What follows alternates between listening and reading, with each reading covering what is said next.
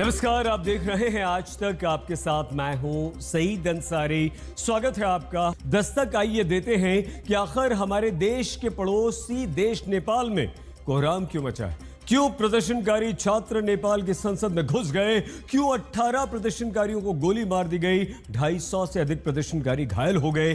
कैसे प्रदर्शनकारियों और नेपाल के सुरक्षा बलों के बीच आमने सामने का युद्ध सा छिड़ गया। क्यों काठमांडू में उपराष्ट्रपति आवास और प्रधानमंत्री के आवास तक कर्फ्यू लगा दिया गया। क्या नेपाल में इतना भयंकर विरोध प्रदर्शन सिर्फ वाकई फेसबुक, एक्स, व्हाट्सएप और यूट्यूब जैसे 26 सोशल मीडिया अकाउंट्स पर प्रतिबंध लगाने से भड़का है, या फिर श्रीलंका और बांग्लादेश की तरह नेपाल में भी सरकार गिराने का एक ही मॉडल काम कर रहा है।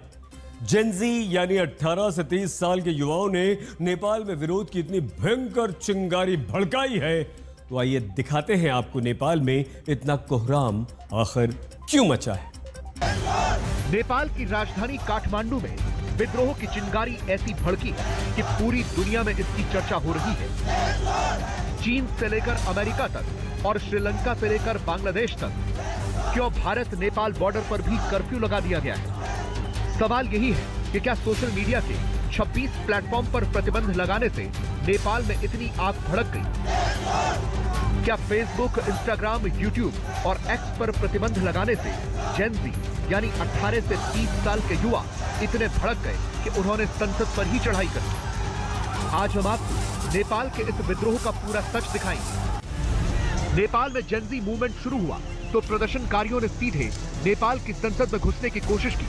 आप देख सकते हैं कि नेपाल की संसद के बाहर सेना और प्रदर्शनकारियों के बीच सीधी जंग सी छिड़ी है, और जैसे ही प्रदर्शनकारी संसद की तरफ बढ़ते हैं और सेना के करीब आते हैं तो नेपाल की सेना गोलियां चलाती है। प्रदर्शनकारी पीछे भागते हैं, फिर पत्थरबाजी करते हैं, और ये देखिए कैसे एक प्रदर्शनकारी को गोली लगती है और वो वहीं गिर जाता है। ऐसे में बाकी प्रदर्शनकारी उसे उठाकर ले जाते हैं। एक और शख्स को गोली लगती है। हाम्रो साथीहरुलाई गोली लागिरहने यो कहाँको न्याय हो नि, र यहाँ हामी आज आन्दोलन गर्दाखेरि गोली खानु पर्या छ र सबैजना चुप लागेर बस्दिनु भएको छ। यो चाहिँ उचित भएन। यसको विरुद्धमा सबजना आवाज उठाइदिनु पर्यो। और अब ये दूसरा वीडियो देखिए। नेपाल की संसद पर प्रदर्शनकारी चढ़े हुए हैं, अफरा तफरी मची हुई है, और ये देखिए सेना की बख्तरबंद गाड़ी खड़ी है, गोलियां चल रही हैं और आंसू गैस के गोले भी दागे जा रहे हैं। लेकिन प्रदर्शनकारी संसद के बाहर डटे हुए हैं, सेना की गोलियों से भी मुकाबला करने को तैयार हैं। इतना ही नहीं, प्रदर्शनकारी नेपाल की सेना की बख्तरबंद गाड़ी पर भी चढ़ जाते हैं और पोस्टर और झंडा लहराते हैं। नेपाल की संसद की ये तस्वीरें दुनिया भर में चर्चा का विषय बन गई है। कहा जा रहा है कि ये श्रीलंका और बांग्लादेश वाला मॉडल है, जिस तरह से वहां युवाओं को आगे करके सत्ता परिवर्तन किया गया। और अब ये तीसरा वीडियो देखिए। नेपाल की संसद में जेनजी के प्रदर्शनकारी घुसे तो नेपाल की सेना को गोलियां चलानी पड़ी, लेकिन प्रदर्शनकारी पीछे हटने को तैयार नहीं हुए। ये देखिए कैसे आंसू गैस का गोला लगाकर वो दागा जा रहा है। प्रदर्शनकारियों से नेपाल की पुलिस और सेना की जैसे सीधी जंग छिड़ी है। आप देख सकते हैं कि नेपाल की संसद से धुआं उठ रहा है, अंदर आग भी लगी है। हर कोई हैरान है कि Facebook, Instagram, WhatsApp, YouTube, x और लिंक्डइन के लिए जेनजी ने इतना तांडव मचा दिया। और ये देखिए संसद के सामने प्रदर्शनकारी लगातार डटे रहते हैं। वो न सेना से डरते हैं और न ही उनकी गोलियों से। आपको बता दें कि नेपाल की राजधानी काठमांडू में यह कोहराम सड़कों पर सरकार के खिलाफ नारेबाजी से शुरू होता है। इन प्रदर्शनकारियों को नेपाल की सिटी पुलिस, सेना और सुरक्षा रोकने की कोशिश करते हैं। तगड़ी बैरिकेडिंग की जाती है, लेकिन प्रदर्शनकारी पोस्टर, बैनर और झंडे लेकर बैरिकेडिंग पर ही चढ़ जाते हैं। नेपाल के राष्ट्रीय झंडे के साथ प्रदर्शनकारी सड़कों पर उतरते हैं और पोस्टर, बैनरों के साथ नारे लगाते हैं कि भ्रष्टाचार पर बैन लगाओ, न कि सोशल मीडिया पर। आप देख सकते हैं कि सड़कों पर प्रदर्शनकारियों का सैलाब है और हाथों में स्टॉप करप्शन के बैनर हैं। सरकार के द्वारा सोशल मीडिया पर प्रतिबंध लगाने के बाद आज से यहाँ जेनजी रेवोल्यूशन शुरू हुआ है। यहाँ पे लाखों की तादाद में जो है युवा सड़कों पर उतर आए हैं। सारे जो जेनजी जनरेशन है वो आज से सड़कों पर आई है और उनकी डिमांड है कि सरकार तत्काल सोशल मीडिया पर जो प्रतिबंध लगाया है उसको हटाए और साथ ही इनका जो है अभी के राजनेताओं के भ्रष्टाचार के खिलाफ भी ये आंदोलन शुरू हुआ है। हर एक चीज़ में करप्शन, इधर जाओ करप्शन, उधर जाओ करप्शन, जिससे हम लोग युवा लोग हम लोग फ्रस्ट्रेट हो चुके हैं। ये प्रोटेस्ट करप्शन के लिए है। हम सब लोग अब जागरूक हो चुके हैं कि अब नहीं सह पाएगा। अब जो होगा अब युवा पुस्ता करेगा। हम लोग को ये बूढ़ा लोग नहीं चाहिए। अब जो देश चलाएगा वो युवा लोग चलाएगा। इस विरोध प्रदर्शन के दौरान अचानक हालात बेकाबू हो जाते हैं और पूरे नेपाल में तनाव बढ़ जाता है। इसके बाद प्रदर्शनकारी नेपाल की संसद तक पहुंच जाते हैं। अब काठमांडू समेत कुछ शहरों में कर्फ्यू लगाया गया है। हिंसा करने पर गोली मारने के आदेश दिए गए हैं। राष्ट्रपति और प्रधानमंत्री आवास की सुरक्षा कमान नेपाल की सेना ने संभाली है। नेपाल में सोशल मीडिया बैन पर शुरू हुए इस विद्रोह के चलते भारत में भी अलर्ट बढ़ा दिया गया है। आज तक ब्यूरो। आपने देखा कि कैसे नेपाल की नई पीढ़ी ने वामपंथी ओली की तानाशाही के विरोध में एक प्रदर्शन छेड़ दिया। ओली के तुगलकी निर्णयों के विरुद्ध नेपाल के युवा गोली खाने को भी तैयार हो गए।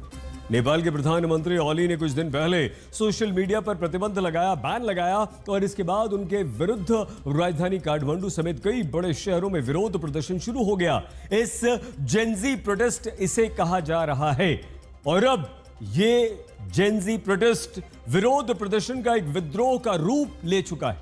तो आइए आपको दिखाते हैं कि आखिर नेपाल की नई पीढ़ी इतने आक्रोश में क्यों है। कौन है वो एनजीओ जिसने जेनजी के नाम से आंदोलन शुरू किया? नेपाल को चीन जैसा बनना भारी पड़ेगा, सोशल मीडिया पर बैन क्यों लगाया?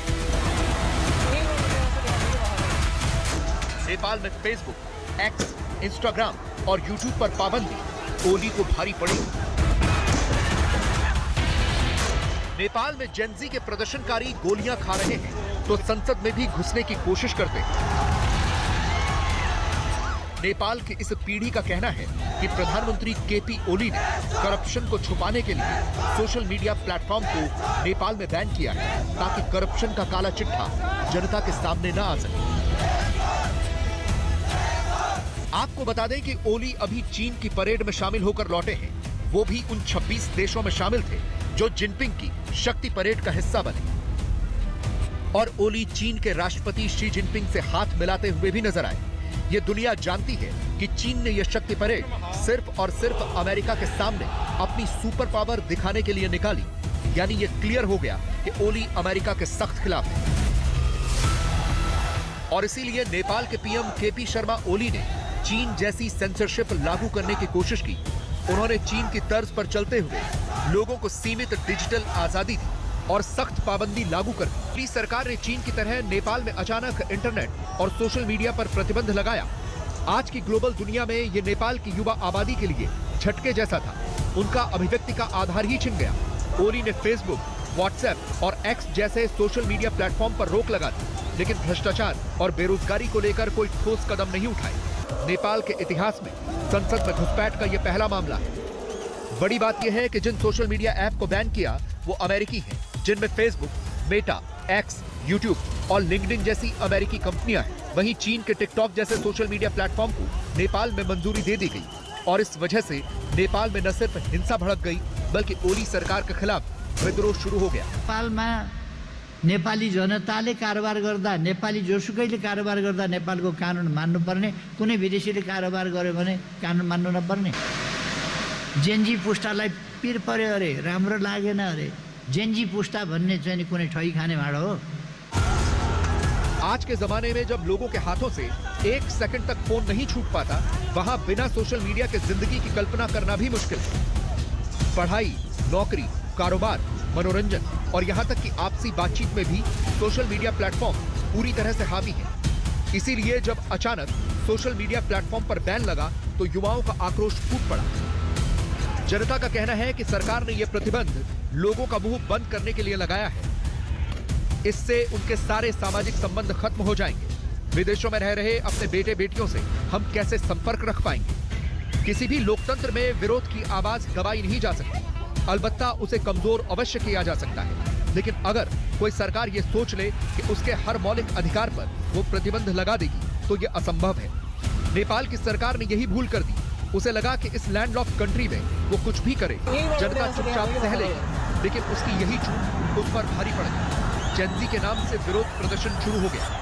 अब नेपाल में जेनजी के नाम पर इस विरोध प्रदर्शन के पीछे एक हामी नेपाल नाम का संगठन का नाम सामने आया है। हामी नेपाल एक एनजीओ है जो मानवीय सहायता का काम करता है। हामी नेपाल साल 2015 में बना। इसके सदस्य अक्सर बाढ़ और भूकंप के बाद बचाव काम, खाना बांटने जैसे राहत कार्य करते हैं।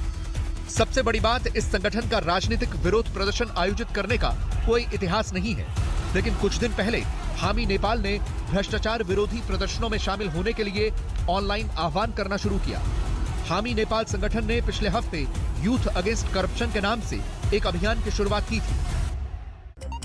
आपने नेपाल में गृह युद्ध की चौंकाने वाली रिपोर्ट देखी, और आइए अब आपको अमेरिकी राष्ट्रपति ट्रंप के भारत विरोधी प्लान के बारे में भी हम बता दें। ट्रंप की कथनी और करनी में बहुत बड़ा फर्क है। चंद घंटे पहले ट्रंप ने भारत अमेरिका के रिश्तों में आई खटास को दूर करने के संकेत दिए थे, लेकिन अब ट्रंप भारत पर टैरिफ बढ़ाने की रणनीति पर काम कर रहे हैं। ट्रंप यही चाहते हैं कि अमेरिका के साथ साथ यूरोपीय यूनियन भी भारत के विरुद्ध टैरिफ लगा दे, मतलब भारत की अंतर्राष्ट्रीय चक्रव्यूह में घेरने की तैयारी।